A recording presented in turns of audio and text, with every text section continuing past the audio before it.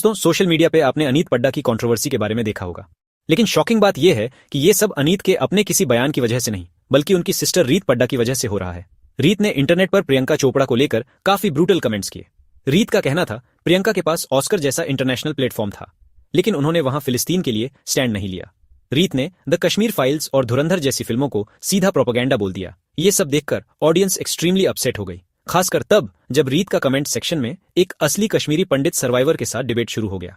उसने रीत को बताया कि उसने खुद ये सब सहा है, लेकिन रीत ने उसके एक्सपीरियंस को फेसलेस बोलकर चैलेंज कर दिया। सिचुएशन तब आउट ऑफ कंट्रोल हो गया जब लोगों ने देखा अनीत खुद इंस्टाग्राम पे हसन पीकर को फॉलो कर रही थी, जिसने पास्ट में इंडिया के अगेंस्ट जहर उगला है। तो एग्जैक्टली रीत ने क्या क्या लिखा और कैसे ये अनीत के करियर के लिए एक सरदर्द बन गया है, चलिए डिटेल में समझते हैं। रीत पड्डा ने सोशल मीडिया पे जो कमेंट्स किए वो देखते ही देखते वायरल हो गए। उन्होंने सीधा the Kashmir files, the Kerala story और यहां तक कि धुरंधर को प्रोपेगेंडा बोल दिया। रीत का कहना था कि इन फिल्मों में क्रिएटिव मैथ का इस्तेमाल हुआ है, मतलब उनके हिसाब से 32,000 वाला नंबर सिर्फ एक फेक नैरेटिव सेट करने के लिए दिखाया गया है। रीत ने यह भी लिखा कि ये फिल्में सिर्फ गवर्नमेंट को खुश करने के लिए बनाई गई हैं। लेकिन असली ड्रामा तब शुरू हुआ जब डेड हज नाम के एक यूजर ने रीत के इस स्टैंड पे सवाल उठाया। दोस्तों, वो यूजर खुद एक कश्मीरी पंडित है और आज भी इंडिया में ही रह रहा है। उसने रीत को बहुत ही तमीज से समझाया, दूर बैठकर ओपिनियन बनाना बहुत आसान है, लेकिन ग्राउंड रियलिटी इससे कहीं ज्यादा अलग है। उसने साफ लिखा कि उसने और उसकी फैमिली ने ये सब पर्सनली सहा है, इसलिए ये सिर्फ सोशल मीडिया की बातें नहीं हैं। इस पे रीत का रिप्लाई देखकर हर कोई दंग रह गया। रीत ने लिखा कि तुम्हें लगता है कि तुम कश्मीरी पंडित हो तो तुम्हें ज्यादा पता है, तुम तो एक फेसलेस और एनोनिमस अकाउंट के पीछे छुपे हो। रीत ने यहां तक पूछ लिया कि अगर तुम सच में कश्मीरी पंडित हो तो तुमने आज तक अपना कोई पर्सनल एक्सपीरियंस शेयर क्यों नहीं किया। दोस्तों, एक इंसान जिसने अपनी जमीन खोई, अपना घर खोया, उससे पेरिस में बैठकर कोई लॉजिकल वेरिफिकेशन मांग रहा है। रीत ने आगे प्रियंका चोपड़ा को भी नहीं छोड़ा। रीत का कहना था कि प्रियंका के पास ऑस्कर में फिलिस्तीन के लिए स्टैंड लेने का मौका था, लेकिन उन्होंने कुछ नहीं किया। रीत ने यहां तक लिख दिया कि अगर उनकी अपनी बहन अनीत पड्डा ऐसा करती तो वो अपनी बहन को भी सबके सामने क्रिटिसाइज करती।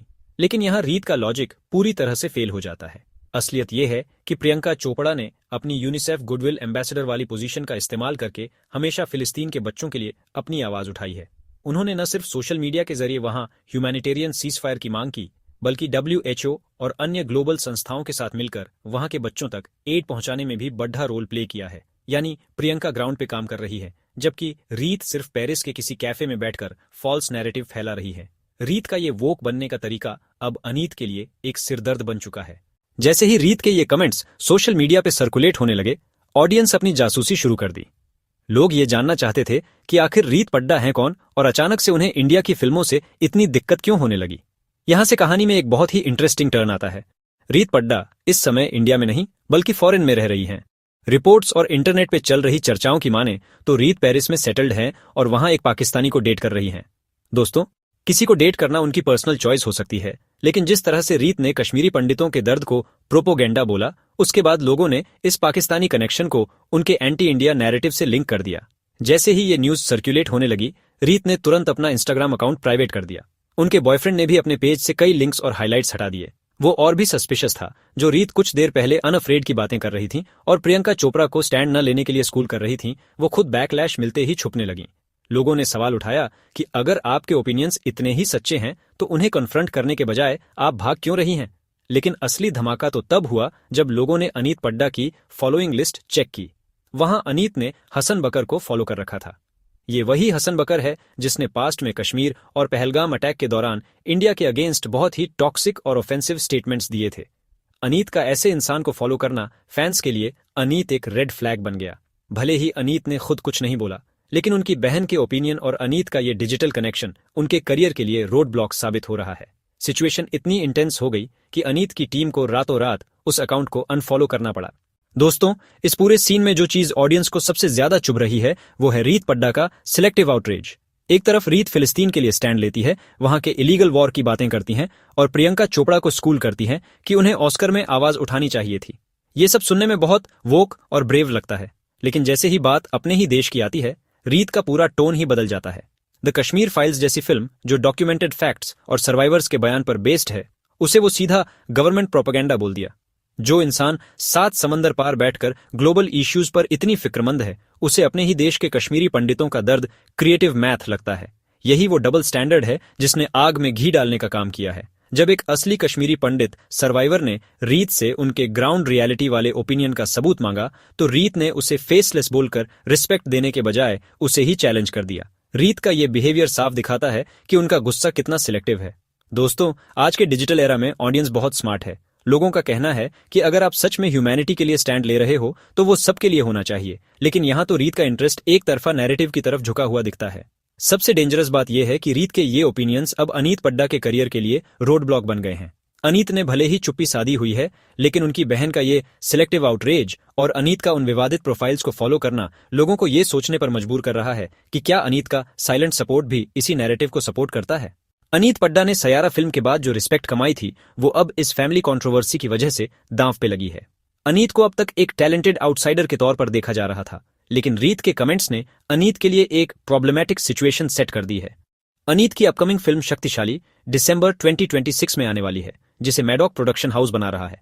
लेकिन जैसे ही रीत के ये स्क्रीनशॉट्स वायरल हुए, ऑडियंस ने सीधा प्रोडक्शन हाउस को ही टैग करना शुरू कर दिया। अनीत के लिए ये कितना सीवियर फेलियर हो सकता है अगर उनकी फिल्म को रिलीज से पहले ही बॉयकॉट का सामना करना पड़ा। रीत पेरिस में बैठकर जो मर्जी बोले, लेकिन अनीत को इंडिया में रहकर अपना करियर बनाना है। रीत ने प्रियंका चोपड़ा को तो बहुत आसानी से डोडो बर्ड बोल दिया, लेकिन असलियत यह है कि प्रियंका जैसे ग्लोबल स्टार्स भी अपना हर कदम बहुत सोच समझकर उठाते हैं। रीत का ये अनफिल्टर्ड और इग्नोरेंट बिहेवियर अनीत के लिए एक ग्रेव रोड ब्लॉक बन चुका है। यहां तक कि अनीत के फैंस भी अब दो गुटों में बिखर गए हैं। कुछ का कहना है कि बहन की गलती की सजा अनीत को क्यों, लेकिन दूसरा ग्रुप ये लॉजिक दे रहा है कि अनीत की खामोशी और उनकी फॉलोइंग लिस्ट एक अलग ही कहानी बयां कर रही है। क्या अनीत सच में बेकसूर है या ये सब एक सोची समझी स्ट्रैटेजी का हिस्सा है? इस सिलेक्टिव आउटरेज ने अनीत की जो प्योर इमेज थी उसे पूरी तरह से सस्पिशियस बना दिया है। दोस्तों, अनीत पड्डा की इस गिरती हुई इमेज के बीच एक और नाम बहुत तेजी से ऊपर आ रहा है, सारा अर्जुन। बॉलीवुड में अक्सर ऐसा होता है कि जब दो टैलेंटेड चेहरे एक ही टाइम पे डेब्यू करते हैं तो ऑडियंस उनमें कंपटीशन ढूंढ ही लेती है। सारा अर्जुन अभी सिर्फ 20 ईयर्स की है और उनकी फिल्म धुरंधर को लेकर मार्केट में जबरदस्त हाइप है। मजे की बात यह है कि रीत पड्डा ने जिस धुरंधर को प्रोपेगेंडा बोलकर नीचा दिखाने की कोशिश की, उसी फिल्म की वजह से सारा अर्जुन को घर घर में प्यार मिल रहा है। अनीत और उनकी सिस्टर रीत के बीच की क्लोज बॉन्डिंग किसी से छुपी नहीं है। रीत का सारा अर्जुन की फिल्म को टारगेट करना लोगों को एक हिडन राइवलरी की तरह लग रहा है। क्या ये रीत की तरफ से अनीत के कंपटीशन को दबाने की एक सोची समझी कोशिश थी? ये सवाल इसलिए भी उठ रहा है क्योंकि सारा को मिलने वाली सक्सेस अनीत के करियर के लिए एक फियर बन सकती है। जहां सारा को अपनी रिलेटेबल फिल्मों के लिए ऑडियंस का प्यार मिल रहा है, वहीं अनीत अपनी बहन के एंटी इंडिया बयानों के बोझ तले दबी जा रही है। इतना ही नहीं, अनीत को उनकी खराब मॉडलिंग के लिए भी ट्रोल किया जा रहा है। एक्टिंग में वो ब्रिलियंट हो सकती हैं, लेकिन लैक्मे फैशन वीक में उनके रैंप वॉक को लोगों ने क्रिंज और रोबोटिक बोल दिया। अनीत के लिए ये वर्स्ट सीन है। एक तरफ बहन के विवादित बयान और दूसरी तरफ अपनी ही परफॉर्मेंस को लेकर मिलता बैकलैश। क्या अनीत इन सबको हैंडल कर पाएंगी या फिर सारा अर्जुन जैसी नई लहर अनीत के इस आउटसाइडर सक्सेस वाले नैरेटिव को पूरी तरह से रिप्लेस कर देगी?